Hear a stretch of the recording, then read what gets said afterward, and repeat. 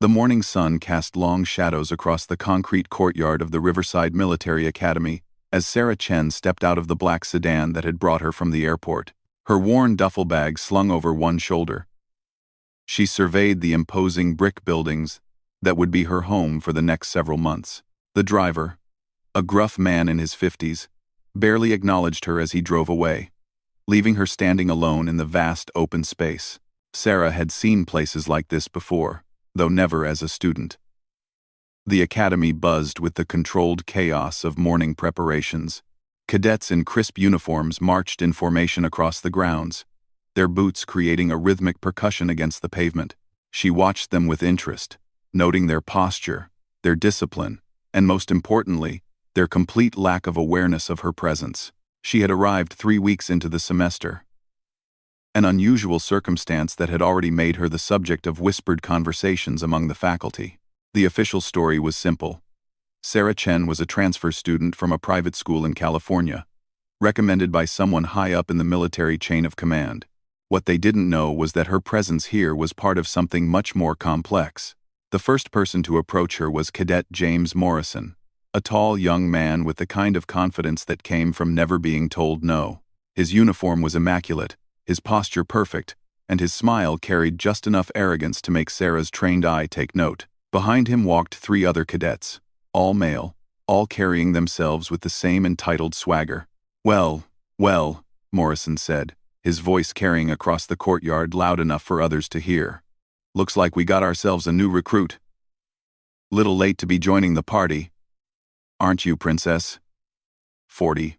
Sarah set her bag down slowly, her movements deliberate and controlled. She had dealt with men like Morrison countless times before, though usually in very different circumstances. Sarah Chen, she said simply, extending her hand. And you are? Morrison looked at her outstretched hand as if it carried some kind of disease. His friends snickered behind him, clearly enjoying what they saw as their leader asserting dominance over the newcomer. I'm Cadet Morrison, squad leader of Delta Company. This here is my territory. And you're going to need to understand how things work around here. The way he emphasized the word my told Sarah everything she needed to know about his personality. She had encountered plenty of Morrison types in her previous life, men who confused volume with authority and mistake intimidation for leadership. She let her hand drop to her side, her expression remaining neutral. I see, she said. And what exactly do I need to understand? Quote, one of Morrison's companions, a stocky redhead with freckles covering his face like scattered paint, stepped forward. For starters, new girl. This academy has traditions. We've been here for 3 years. Earned our stripes the hard way. You don't just waltz in here and expect to be treated like one of us. Sarah nodded slowly, as if she were genuinely considering this information. In reality, she was conducting a rapid assessment of all 4 young men. Morrison was the obvious leader, used to having his way through a combination of size and social pressure. The redhead was the enforcer, probably came from a military family, and took the traditions seriously. The other 2 were followers, looking for approval from their stronger peers. What kind of traditions? She asked. Morrison's grin widened. Oh, we'll show you. But first, let's get one thing straight. This academy has been training future military officers for over a century. It's not a place for people who can't handle the pressure. A lot of people, especially, he paused, letting his eyes travel up and down her frame. People like you. They come in here thinking it's going to be easy. They usually don't last long. The implication hung in the air like smoke from a fired weapon. Sarah had heard similar challenges before. Though usually they came with much higher stakes, she found it almost amusing how seriously these young men took themselves, how they had no idea that the woman standing in front of them had survived things that would break their minds. People like me? She asked, her voice remaining level. Women, said the 4th cadet, a thin young man with nervous energy who had been silent until now. This place isn't built for women. The physical demands, the mental pressure, the traditions, it's all designed for men. No offense, but that's just the reality. Sarah looked around the courtyard, noting how their conversation had attracted the attention of other cadets. Some were watching openly, while others pretended to be focused on their own activities, while obviously listening. She realized this was exactly what Morrison had intended, to make a public statement about where she stood in the Academy's social hierarchy. "I appreciate the concern," she said, "but I think I'll manage." Morrison's expression shifted slightly, as if he hadn't expected her to remain so calm. "Look, I'm trying to help you here, save you some embarrassment. This place has ways of weeding out people who don't belong. It would be better for everyone if you just recognized that now and saved yourself the trouble." The morning bell rang across the campus, signaling the start of classes. Around them, other cadets began moving toward the academic buildings with practiced efficiency. Morrison stepped closer to Sarah, lowering his voice so only their small group could hear. "Here's what's going to happen," he said. "You're going to find that things are harder for you here than you expected. Your equipment is going to malfunction at crucial moments. Your study materials might go missing right before exams. You'll find yourself assigned to the worst details, the most difficult duties, and when you finally realize you don't belong here, when you're ready to quit, we'll make sure you have a nice, easy path to the exit." Sarah picked up her duffel bag, slinging it over her shoulder again. For just a moment, something flickered behind her eyes. Something cold and dangerous that would have made Morrison reconsider his approach if he had been trained to recognize it. But it was gone as quickly as it had appeared. "Thank you for the warning," she said. "I'll keep it in mind." As she walked away toward the administration building to complete her registration, Sarah could hear Morrison and his friends talking behind her. Their voices carried a mixture of satisfaction and anticipation, as if they were already planning the various ways they could make her life difficult. What they didn't know was that Sarah Chen had survived 18 months in Taliban territory, had completed underwater demolitions training in seas so cold that most men would have quit after the first day, and had once spent 72 hours in a hide site without food or water while waiting for the perfect shot. The idea that a group of privileged academy boys could pressure her into leaving struck her as genuinely amusing. The administration building was a stately brick structure with tall windows and an imposing entrance.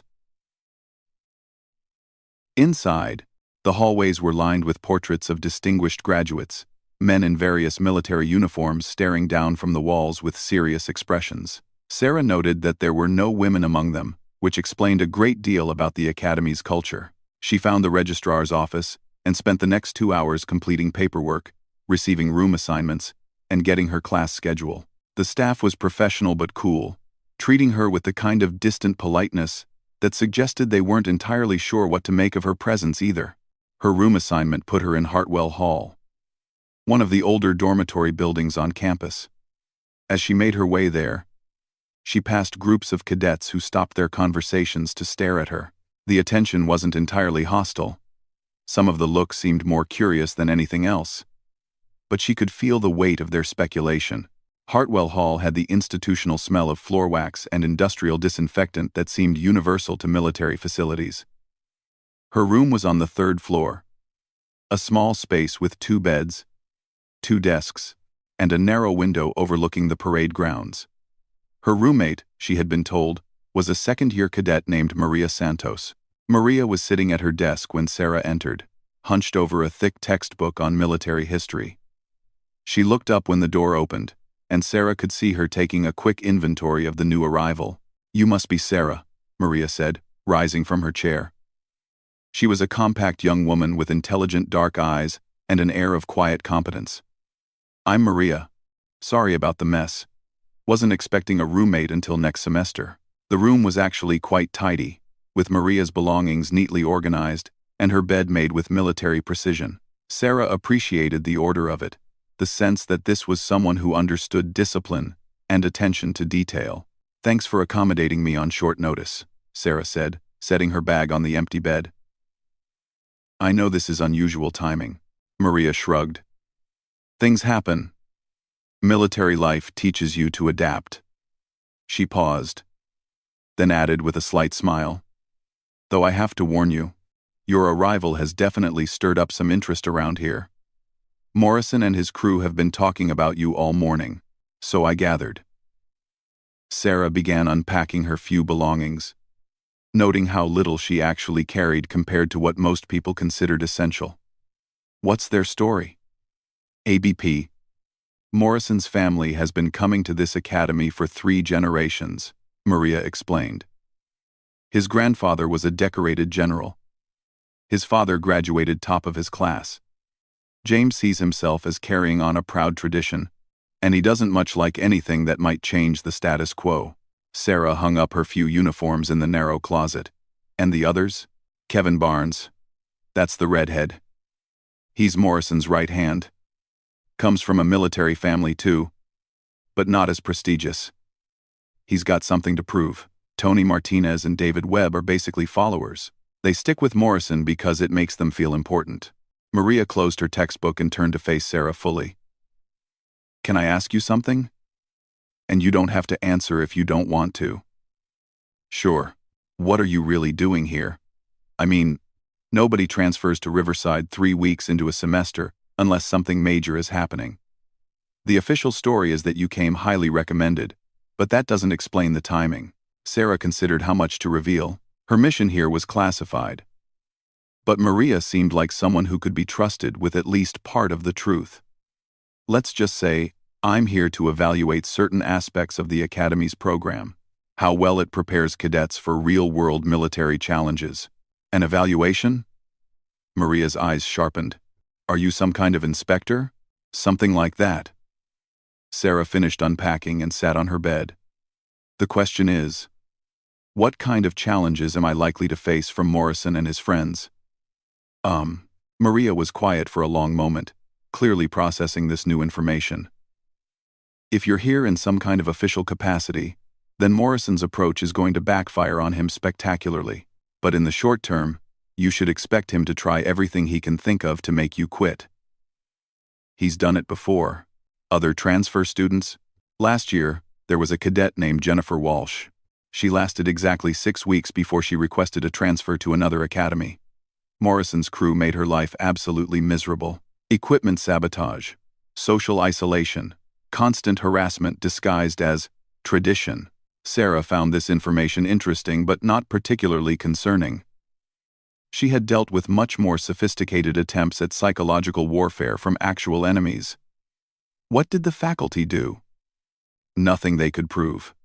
Morrison's too smart to do anything that can be directly traced back to him, and his father has enough influence to make sure any complaints get buried. The afternoon bell rang, signaling the end of lunch period. Maria gathered her books and prepared to head to class.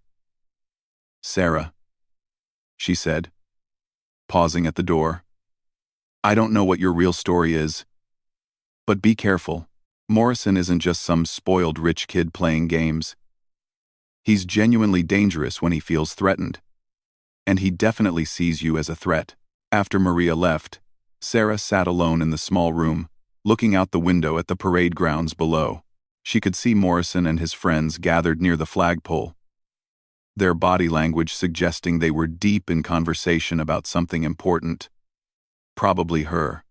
She thought about Maria's warning, about the previous transfer student who had been driven away, about the challenges she was likely to face in the coming weeks.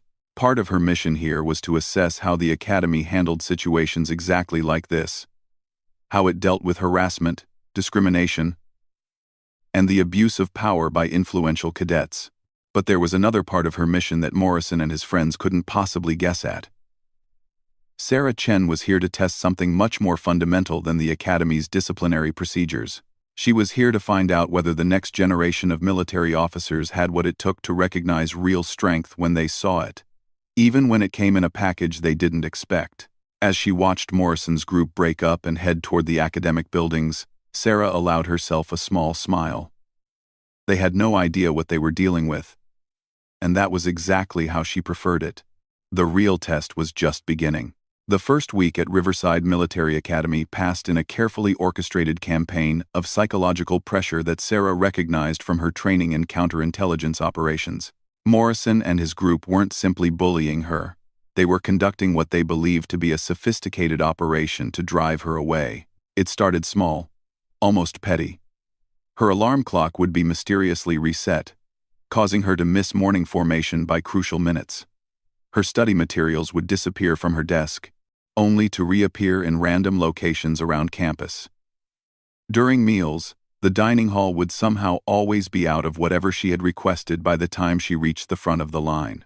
Sarah documented each incident mentally, noting the pattern and methodology behind the harassment. Morrison was indeed smarter than the average academy bully. He understood that direct confrontation could lead to formal complaints and investigations. Instead, he and his team were working to create an environment of constant low-level stress, designed to wear down her mental resilience over time. What they hadn't counted on was that Sarah had been trained to operate under much more severe psychological pressure. During her time with DEVGRU, she had undergone resistance training that included weeks of simulated capture and interrogation. Compared to that experience, having her study notes hidden was barely an inconvenience. The physical challenges began during her second week. Sarah had been assigned to Alpha Squad for tactical exercises, which meant she would be working directly under Morrison's leadership during field training. The timing was no coincidence. The exercise was a basic urban warfare simulation, conducted in a series of abandoned buildings on the Academy's training grounds. Teams of 4 were supposed to navigate through the structure, locate and secure specific objectives, and extract without being detected by the opposing force. Sarah's team consisted of herself, Kevin Barnes, Tony Martinez, and a quiet first-year cadet named Robert Kim. Morrison had arranged the teams personally, ensuring that Sarah would be surrounded by his allies during the most challenging part of the exercise. "All right. Listen up," Morrison announced to the assembled squads. "This exercise is about teamwork, communication, and trust. Your success depends entirely on your ability to work together as a unit. Anyone who can't pull their weight puts the entire team at risk." He looked directly at Sarah as he said this, making sure everyone understood his meaning. The abandoned buildings were a maze of dark corridors, broken staircases, and rooms filled with obstacles designed to simulate the chaos of real combat environments. Sarah's team was assigned to locate a simulated weapons cache on the 3rd floor of the main structure and retrieve specific intelligence documents. As they moved through the building, Sarah quickly realized that Barnes was leading them in circles, deliberately taking wrong turns and wasting time. When she attempted to suggest a more direct route, Martinez would immediately contradict her, insisting they follow Barnes's lead. "Look, new girl," Barnes whispered harshly as they crouched in a dark hallway. "We've done this exercise dozens of times. You've been here exactly 2 weeks. Maybe trust the people who actually know what they're doing." Sarah said nothing, but she was rapidly losing patience with the charade. Through a broken window, she could see that 2 other teams had already completed their objectives and begun their extraction routes. Meanwhile, her team was still wandering around the 1st floor. It was then that she noticed the setup. The building's layout was actually quite simple once you understood its original purpose as an office complex. The stairwells were located at predictable intervals, the room numbers followed a logical sequence, and the floor plans were identical on each level. Sarah had memorized the basic structure within the first 10 minutes of the exercise. More importantly, she could hear the opposing force moving through the building above them, their footsteps, their radio communications, their positioning. It all painted a clear picture of their strategy and movements. Barnes was leading them directly into a trap. "Wait," she whispered, holding up her hand to stop the team's movement. "What now?" Martinez demanded. "There are 3 OP4 members in the corridor ahead," Sarah said quietly.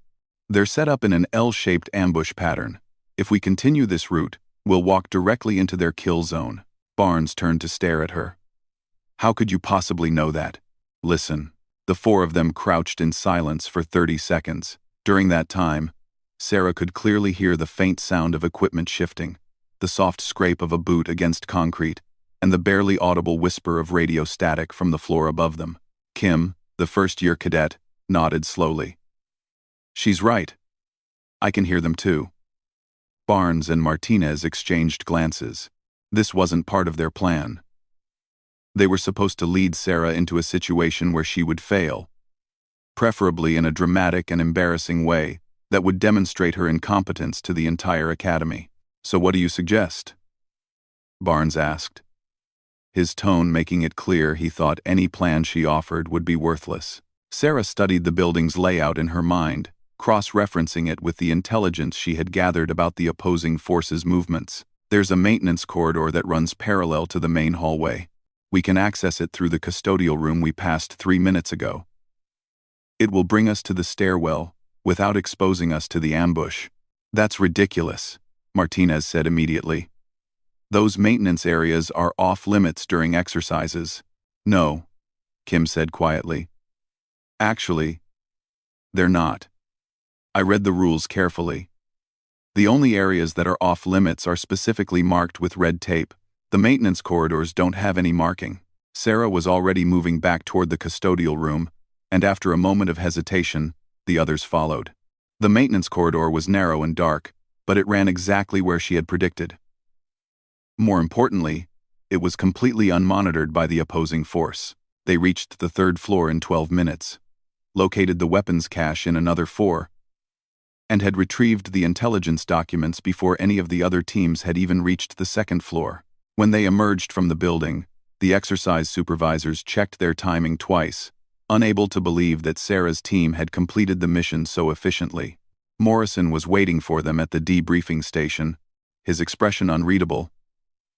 "Impressive time," he said to Barnes. "Your fastest completion yet." "Actually," Kim said, speaking up before Barnes could respond, "Sarah planned the entire route. She's the one who detected the ambush and found the alternative path." Morrison's jaw tightened almost imperceptibly. This was clearly not the outcome he had expected. The real escalation began 2 days later during the Academy's weekly confidence course, a grueling physical challenge that tested everything from climbing ability to pain tolerance. Sarah had been looking forward to this exercise, as it would be the first time she could legitimately demonstrate some of her actual capabilities without revealing too much. The confidence course at Riverside was legendary among military academies. It consisted of 12 stations, each designed to push cadets to their physical and mental limits. The final station was a 40-foot rope climb, followed by a zip line across a small canyon, ending with a controlled rappel down a sheer rock face. Morrison had arranged for Sarah to be part of the last group to attempt the course, ensuring that she would have an audience of tired, frustrated cadets who had already completed their runs. He had also made sure that the equipment assigned to her had been subjected to what he considered minor sabotage. Her climbing rope had been deliberately frayed in several places, making it dangerous to use at full body weight. Her safety harness had been adjusted incorrectly, creating pressure points that would become extremely uncomfortable during extended use. Most importantly, her rappelling gear had been tampered with in a way that would cause it to jam during descent. Sarah noticed all of these modifications during her pre-course equipment inspection, but she said nothing. Instead, she made mental notes about the specific types of sabotage and the level of knowledge required to execute them. This wasn't the work of amateur pranksters. Someone with real technical knowledge had prepared her equipment for failure. The first 11 stations were designed to be challenging but not impossible. Sarah completed them efficiently, not pushing herself hard enough to reveal her true capabilities, but performing well enough to avoid criticism. She was careful to show appropriate signs of effort and fatigue, breathing hard and taking brief rest periods between stations. It was at the final station that Morrison's plan was supposed to come together. The 40-foot rope climb was conducted without safety equipment, relying entirely on arm and leg strength. With a frayed rope, most people would either refuse to attempt the climb or fall partway up, creating exactly the kind of dramatic failure that Morrison wanted to witness. Sarah approached the rope and began her ascent, moving slowly and carefully as if she were struggling with both the physical demands and the fear of height. Around her, she could hear cadets making comments about her technique, her speed, and her obvious nervousness. What they couldn't see was that Sarah was using only about 30% of her actual strength. She had completed similar rope climbs in full combat gear, in darkness, while under enemy fire. A simple 40-foot ascent in perfect weather conditions was little more than a warm-up exercise. Halfway up the rope, she encountered the first major fray in the line. The damage was significant enough that most people would have abandoned the climb, rather than risk a potentially fatal fall. Sarah paused, examining the rope as if she were genuinely concerned, while actually calculating the exact load-bearing capacity of the remaining fibers. "Having trouble up there?" Morrison called from below. his voice carrying just enough concern to sound legitimate while making it clear he expected her to quit.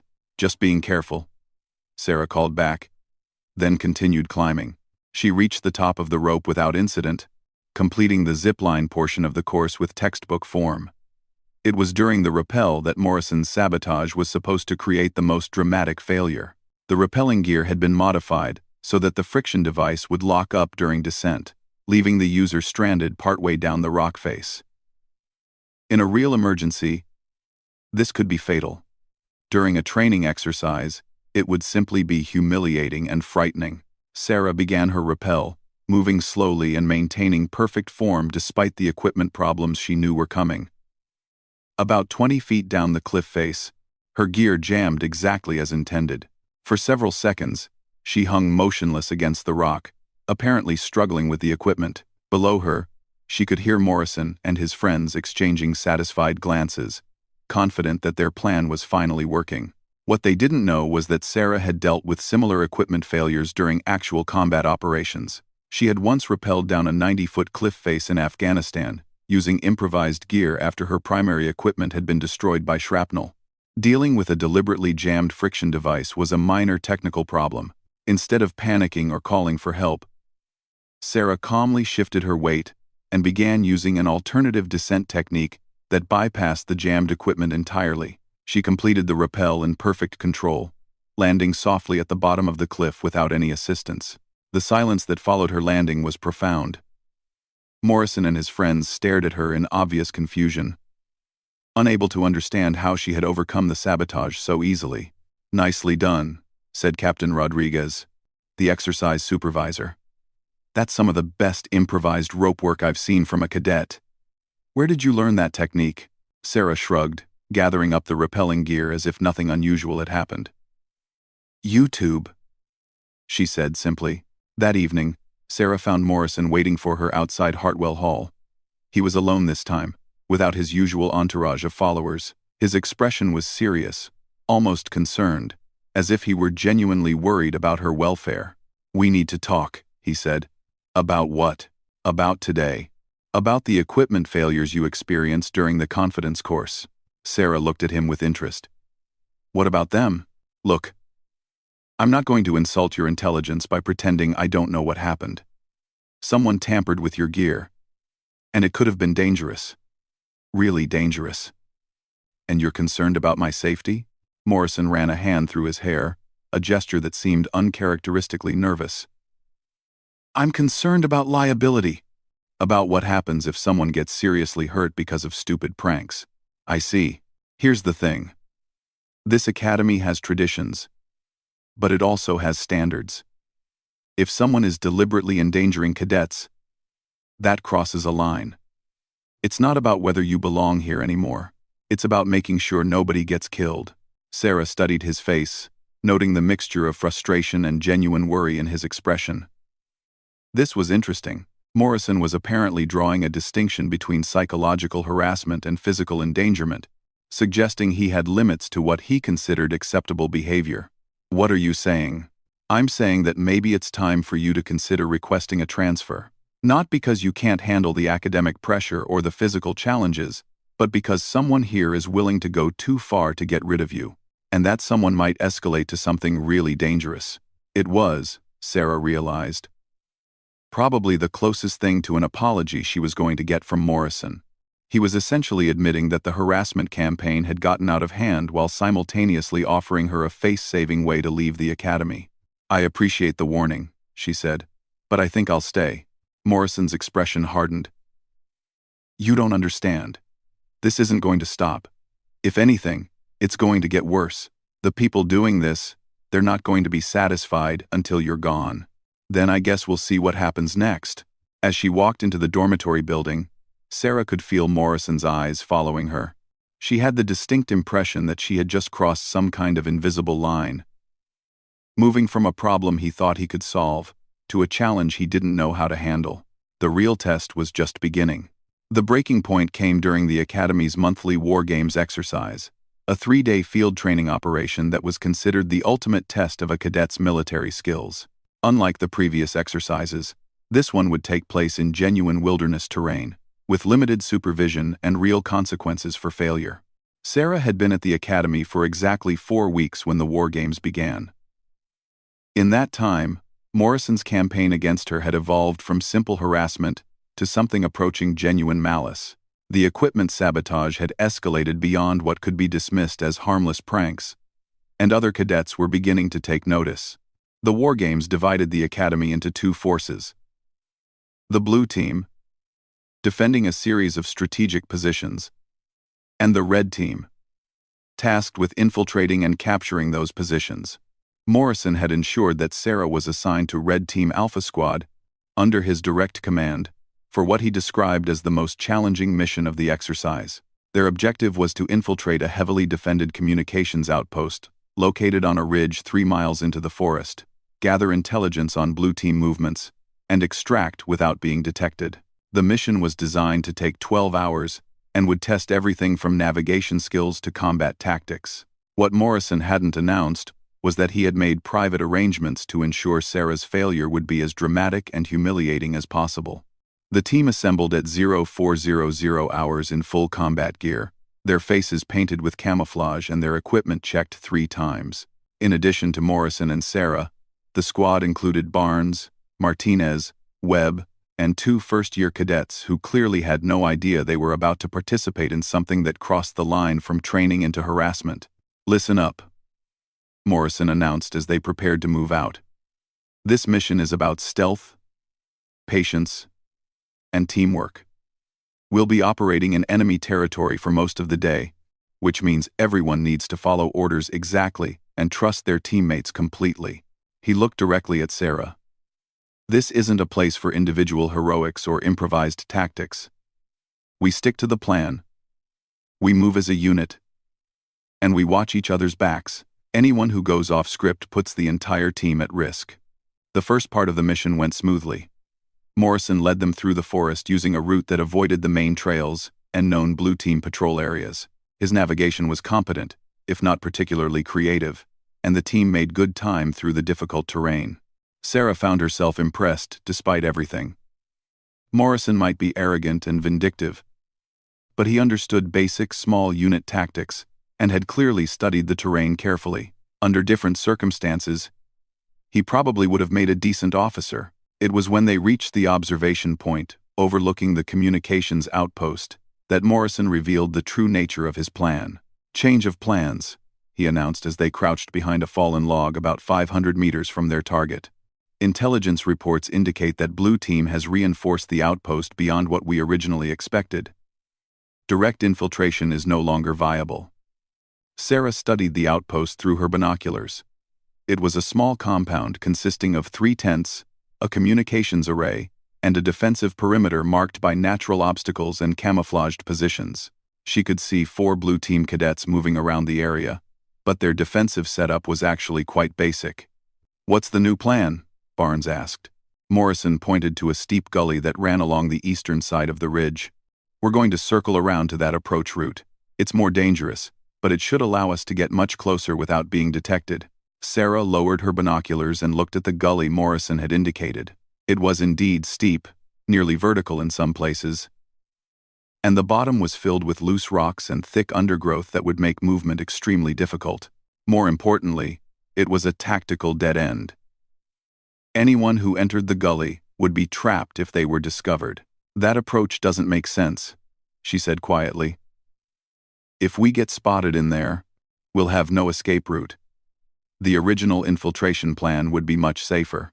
Morrison's expression hardened. "The original plan is no longer viable. I've reconsidered the intelligence reports." "What intelligence reports?" "We haven't received any updates since the mission briefing. Look, Chen, I'm the squad leader here. I make the tactical decisions. Your job is to follow orders, not question my judgment." Sarah looked around at the other squad members. Webb and Martinez were nodding in agreement with Morrison, while the 2 first-year cadets looked confused but unwilling to contradict a senior cadet. Barnes was watching the exchange with interest, as if he were waiting to see how far Morrison would push this confrontation. "The gully approach is a mistake," Sarah said. "It violates basic principles of small unit tactics. We'd be putting the entire team at unnecessary risk. Morrison stood up, his face flushed with anger. That's enough. I've had it with your attitude, Chen. You've been here exactly 4 weeks, and you think you know better than cadets who have been training here for 3 years. This isn't about seniority. It's about sound, tactical judgment. No, it's about following orders, something you apparently have a problem with. The confrontation was attracting attention from the blue team defenders. Sarah could see movement in the outpost as the cadets there tried to determine what was causing the disturbance in the forest below them. You're compromising the mission, she said. I'm conducting the mission according to my best judgment. If you can't handle that, maybe you should consider whether you belong in a military environment at all. That was when Sarah's patience finally ran out. She had endured 4 weeks of harassment, sabotage, and psychological pressure without complaint. She had allowed Morrison and his friends to treat her as if she were an incompetent amateur who had stumbled into a situation she couldn't handle. She had pretended to be struggling with challenges that were actually trivial compared to what she faced during her real military service. But questioning her commitment to military service crossed a line that she wasn't willing to tolerate. All right, she said quietly, standing up and removing her pack. What are you doing? You want to know if I belong in a military environment? Let me show you. Sarah began stripping off the unnecessary gear that the academy required for training exercises. The bulky radio equipment, the extra ammunition, the redundant survival supplies that real operators never carried because they understood the importance of speed and mobility. Chen, what the hell are you doing? I'm going to complete this mission properly, she said, pulling out a pair of binoculars that looked significantly more sophisticated than standard academy equipment. By myself. Since you seem determined to get everyone captured or killed. Morrison grabbed her arm. You can't just go off on your own. That's a direct violation of orders. Sarah looked down at his hand on her arm, then back up at his face. When she spoke, her voice carried a quality that none of them had heard before. The kind of calm authority that came from someone who had given orders in genuinely life or death situations. Let go of my arm. Something in her tone made Morrison release his grip immediately, though he clearly didn't understand why. The mission objective is to infiltrate the communications outpost and gather intelligence, Sarah continued. The current plan will result in failure and the likely capture of the entire squad. I'm going to complete the mission using proper tactics. This is insubordination. No, this is combat leadership. Something you'll understand better once you've actually been in combat. Before Morrison could respond, Sarah melted into the forest with the kind of practiced stealth that left the other cadets staring at the space where she had been standing. One moment she was there, the next she was simply gone. For several seconds, nobody moved. Then Barnes spoke up. Did she just disappear? Morrison was furious, but he was also confused. Sarah's movement through the forest had been unlike anything he had ever seen from a fellow cadet. She hadn't just found cover, she had become invisible. We need to follow her, he said. Stop her before she ruins everything. They began moving toward the communications outpost, following what they thought was Sarah's route. Within 10 minutes, it became clear that they had no idea where she had gone. Despite the fact that she was operating alone in unfamiliar terrain, she had left no trace of her passage. Meanwhile, Sarah was conducting a textbook infiltration operation. She had circled around to the north side of the outpost, using a route that took advantage of natural cover and the blue team's blind spots. Her movement was patient and methodical, the kind of approach that she had perfected during countless real-world missions, where mistakes resulted in death rather than poor grades. The blue team's defensive positions were competently arranged but predictable. They had followed academy doctrine exactly, which meant that anyone with advanced training could anticipate their setup. Sarah identified the guard rotation pattern within 15 minutes of observation, located the communications equipment, and planned her extraction route before she ever moved into the compound. The actual intelligence gathering took less than 10 minutes. She photographed the communications logs, copied the frequency assignments, and documented the defensive positions without ever being detected. When she extracted from the outpost, she did so with the same invisible precision that had marked her infiltration. Morrison and his squad, meanwhile, had managed to stumble directly into a blue team patrol. Their attempt to follow Sarah's route had taken them through terrain they weren't qualified to navigate, and their movement had been clumsy enough to attract attention from half a mile away. By the time they realized they were being tracked, they were completely surrounded. The capture was swift and humiliating. Morrison's entire squad was taken prisoner without firing a shot. Their mission ended in complete failure. It was only when they were brought to the blue team's command post that they learned what had actually happened. "Interesting situation," said Colonel Amanda Hayes, the exercise coordinator. Red Team Alpha Squad was completely eliminated, but somehow the mission objective was accomplished perfectly. She held up a data chip containing all the intelligence that Sarah had gathered during her solo infiltration. "This contains everything you were supposed to find, plus detailed analysis of blue team defensive weaknesses that we didn't even know existed." Morrison stared at the data chip in confusion. "How is that possible? Maybe you should ask your teammate who completed the mission while you were getting yourselves captured."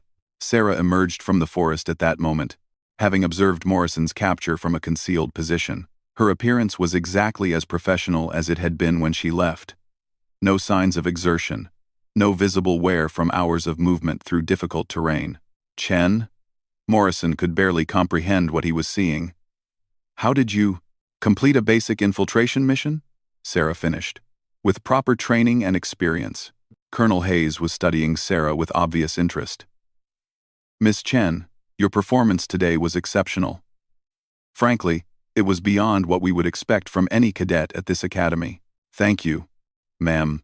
Where exactly did you learn those techniques?" For a moment, Sarah was silent. Then she reached into her pocket and pulled out a small leather folder, which she handed to Colonel Hayes. The colonel opened it, read the contents, and her expression changed dramatically. "I see," she said quietly. "Everyone else, dismissed. Miss Chen, Morrison, you stay here." After the other cadets had left, Colonel Hayes turned to Morrison with an expression that could have frozen boiling water. "Cadet Morrison, do you know who you've been harassing for the past 4 weeks?" Morrison looked confused. "She's a transfer student from California. Some kind of special recommendation." Her name is Lieutenant Sarah Chen, United States Navy. She's a member of SEAL Team 6, with 3 combat deployments and more confirmed kills than most people have birthdays." The words hit Morrison like a physical blow. He stared at Sarah, trying to reconcile this information with his image of the struggling new cadet he thought he had been tormenting. "She's here," Colonel Hayes continued, "as part of a classified evaluation of this academy's training methods and leadership development programs, specifically to assess how well we prepare future officers to recognize and utilize exceptional talent, regardless of preconceptions." Sarah finally spoke up. "The harassment, the sabotage, the attempts to drive me away. All of that has been carefully documented and will be included in my report to Naval Special Warfare Command." Morrison's face had gone completely white. I didn't know." "Of course you didn't know," Sarah said. "That was the point. You made assumptions based on superficial characteristics instead of evaluating actual performance. You confused arrogance with leadership and intimidation with authority." She turned to Colonel Hayes. "The Academy has significant problems in its command structure. Too much emphasis on family connections and social hierarchy. Not enough focus on merit and competence." "What about the other cadets?" Colonel Hayes asked. "Some of them, like Maria Santos and Robert Kim, show real leadership potential. They judge people based on their actions, rather than their backgrounds. But Morrison and his inner circle represent everything wrong with traditional military thinking." Morrison found his voice. What happens now?" Colonel Hayes looked at him with contempt. "Now you face the consequences of harassing a decorated special operations officer. You'll be lucky if you're not expelled entirely." Sarah gathered up her gear and prepared to leave. "My evaluation is complete. I've learned everything I need to know about how this academy prepares its cadets for real military leadership." As she walked away, Morrison called after her. "Chen. Lieutenant Chen." "I didn't know." Sarah paused and looked back at him. That's exactly the problem, Morrison. In real combat, you don't get to know who you're dealing with until it's too late. You should have learned to recognize competence when you saw it. The next morning, the academy buzzed with rumors about what had happened during the war games. Some cadets spoke of Morrison's spectacular failure. Others whispered about the mysterious transfer student who had completed an impossible mission single-handedly. Sarah packed her few belongings and prepared to leave Riverside Military Academy. Her mission was complete, her report was written, and her evaluation of the Academy's leadership development program was unequivocally damning. Maria Santos found her in the parking lot as she waited for her transport. "So it's true?" Maria asked. "You're really Navy SEAL?" "Yes. And you were here to evaluate how we treat people?" "Among other things." Maria was quiet for a moment. "We failed, didn't we?" "The Academy, I mean." Sarah considered the question. "Some of you failed. But some of you, like you, showed exactly the kind of judgment and character that the military needs in its leaders. What happens to Morrison? That's up to the Academy administration. But I suspect his military career is over before it really began." As Sarah's transport arrived, Maria asked one final question. "Was it hard? Pretending to be something you weren't?" Quote, Sarah smiled for the first time since arriving at the academy. "No. The hard part was pretending that what they were doing to me actually mattered." She climbed into the vehicle and it drove away, leaving behind an academy that would never again make the mistake of underestimating someone based on their appearance. The lesson had been harsh, but it was necessary. In the military, as in life, assumptions could be deadly, and Lieutenant Sarah Chen had just provided Riverside Military Academy with an education they would never forget.